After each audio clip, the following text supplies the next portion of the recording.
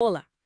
Hoje a gente vai mergulhar nos trechos bem fortes de Nada Pode Me Ferir, sabe? A Hum, autobiografia do David Goggins. um livro impactante mesmo. É a história de um cara que superou, assim, olha, abuso na infância, racismo pesado, obesidade, dificuldade de aprender, basicamente tudo que podia dar errado na vida de alguém, né? Exato. Ele tinha tudo para ser só mais uma estatística negativa. Totalmente! E a nossa missão aqui é tentar entender de onde vem essa resiliência absurda, essa capacidade de, como ele fala, calejar a mente. Uma expressão forte essa. Muito. Mas ó, antes da gente entrar de cabeça nisso, que tal se inscrever rapidinho aqui no canal? Assim, você não perde outras análises como essa que a gente está preparando. É isso aí, ajuda a gente a continuar trazendo esse tipo de conteúdo. Beleza, então vamos lá. A infância do Goggins. Nossa, em Williamsville foi o completo oposto daquela imagem de subúrbio tranquilo, né? Bem diferente. O pai Trunis era extremamente violento e tinha o trabalho infantil, na pista de patinação da família, a Skateland. Sim, ele trabalhava até tarde desde muito novo, acabava dormindo na aula e via a mãe apanhando direto, a polícia, tipo, não ajudava em nada. Era medo constante escondendo hematoma. Terrível. E tem aquele detalhe específico, né? Aos 6 anos, o pai colocar uma arma carregada debaixo do travesseiro dele. É absurdo. Qual o impacto psicológico de uma coisa dessas tão cedo? Olha, é gigantesco. Primeiro, vem aquela necessidade de se tornar invisível, sabe? Para tentar evitar a dor, o confronto. Mas depois, isso pode se transformar. Como assim? O medo pode dar lugar a um ódio muito profundo. E esse ódio, essa revolta, acabou moldando a forma como ele reagiu a desafios e figuras de autoridade mais tarde. É a raiz daquela recusa dele em se ver como vítima, entende? Entendo. E essa recusa, como isso apareceu depois, na escola, por exemplo? Que também não foi fácil, né? Não mesmo.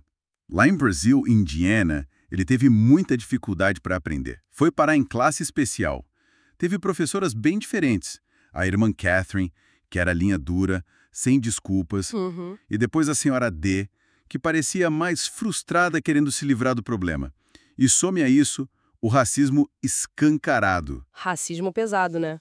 Teve a nota no caderno com ameaça, menção a KKK, que era ativa lá, e ele era o único garoto negro na área. Imagina a solidão. Exato. E a resposta do diretor para a ameaça foi lamentável. Algo como, nem sabem escrever crioulo direito. Uhum. Como se isso diminuísse a gravidade. Nossa, é um cenário desolador mesmo. Cada passo era uma batalha. Pois é, mas aí que está o paradoxo, né? Esses desafios todos, por mais dolorosos que fossem, talvez tenham plantado a semente daquela mentalidade de sem desculpas. A necessidade de se provar. Isso, de provar o próprio valor contra todas as expectativas negativas. Virou um combustível, talvez até inconsciente no começo, mas muito poderoso. Faz sentido. Aí, pulando para a vida adulta, a coisa não melhorou de cara, né? Ele chegou a pesar 135 quilos, obesidade mórbida mesmo. Sim, trabalhando como dedetizador na Ecolab, um trampo que ele odiava, sentia vergonha, se escondia atrás de máscara, a calça rasgando. Uma fase bem sombria. Até que um dia ele viu aquele documentário sobre os Navy SEALs na TV e deu um clique. O famoso ponto de virada. Exato. Ele decidiu, é isso, vou ser um SEAL. E a dieta que ele fez para tentar convencer o recrutador é quase cômico. A história da caixa de donuts e do milkshake é inacreditável. Totalmente. O recrutador, o Shaujo, ficou de queixo caído, claro. Ele precisava perder, tipo, quase 50 quilos em poucos meses. Que doideira. Parece uma loucura completa, né? Mas pensando bem, pode ser visto como um ato assim, desesperado, mas também poderoso, de retomar o controle da própria vida. De confrontar a imagem que ele odiava. Exatamente. Era ele contra ele mesmo, contra aquela versão que ele desprezava. A missão de virar SEAL virou uma obsessão, mas uma obsessão que deu um norte, uma forma de reescrever a própria história. E a jornada para virar SEAL, o Buds?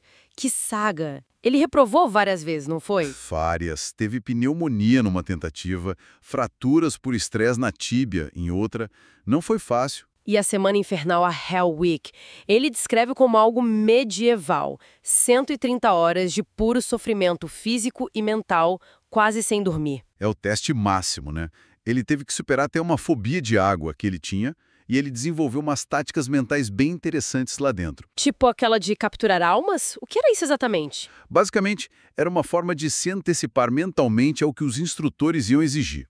Era roubar a programação deles, liderar a equipe mesmo sob pressão extrema, mostrar que eles não conseguiam quebrá-lo, ganhar uma vantagem psicológica, sabe? Que estratégia! E tinha a caixa de biscoitos também, né? Ah, sim, a cookie jar. Essencial essa. A ideia é que nos momentos de maior dificuldade, quando a vontade de desistir é enorme, ele, mentalmente, abria essa caixa. E o que tinha dentro? As vitórias passadas. Todas as dificuldades que ele já tinha superado, por menores que fossem. Relembrar isso dava força para continuar. Era o combustível dele. Usar o fracasso e a dor do passado para alimentar o presente. Incrível! E como ele lidava com a dor física extrema? Tipo, vomita sangue no treino com as toras e simplesmente voltar pra tora. Ele abraçava a dor. É quase como se ele buscasse o desconforto. Tinha uma autoconversa muito brutal para calar aquela voz interna que pede arrego, sabe? Disciplina total. E uma disciplina férrea para não pegar atalho nenhum. Ele conta que se errava a contagem de alguma flexão ou abdominal, ele se punia fazendo mais. Nada de se enganar. Isso é a essência do calejar a mente. É buscar o desconforto de propósito, repetidamente, até que a mente se fortaleça, como um músculo mesmo. E depois de virar SEAL, ele não sossegou, né? Foi pra supramaratonas. E muitas vezes sem treino adequado. Corria provas extremas, sofria lesões terríveis, chegou a urinar sangue. Loucura. Descobriu um problema no coração depois de muito tempo. Tentou recorde de barra fixa, falhou, tentou de novo e conseguiu.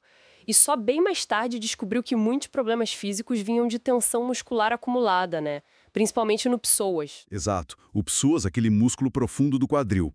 Anos de esforço extremo cobraram o preço. Ele acabou encontrando alívio com um método específico, o Hip and Still, para liberar essa tensão. Uau! Que jornada! Se a gente fosse conectar tudo isso, qual seria a filosofia central que a gente tira desses trechos? Olha, acho que a mensagem principal é que o crescimento de verdade, aquele que transforma, vem quando a gente confronta voluntariamente o sofrimento e os nossos limites, ou o que a gente acha que são nossos limites. Não é sobre talento. Não segundo ele. Goggins deixa claro, não é preciso talento. É sobre trabalho duro, implacável e uma força mental que parece não ter fim. É forjar a si mesmo na dificuldade. Resumindo bem, então, a gente viu a trajetória do Goggins de uma pessoa que era vítima total das circunstâncias para alguém que se tornou mestre da própria mente, usando a dor e o fracasso como ferramenta mesmo. Exatamente. É uma transformação radical. E olha, se essa nossa conversa sobre a resiliência do Goggins ressoou de alguma forma, se trouxe alguma inspiração, deixa um like aqui pra gente saber, ajuda muito o canal. Com certeza. E já que a gente está falando de construir bases fortes, né? Talvez quem gostou desse papo se interesse pela nossa análise de outro clássico, O Homem Mais Rico da Babilônia, que fala sobre princípios de riqueza. O link tá aqui na descrição, viu? Vale a pena conferir também. Para fechar, fica uma reflexão, né?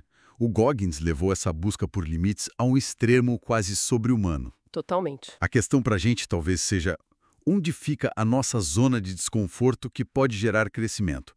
Não precisa ser uma Hell Week, claro, mas como a gente pode aplicar essa mentalidade de enfrentar o desconforto de forma consciente, cada um na sua medida, para crescer e fortalecer a nossa própria resiliência no dia a dia? Uma ótima pergunta pra gente pensar.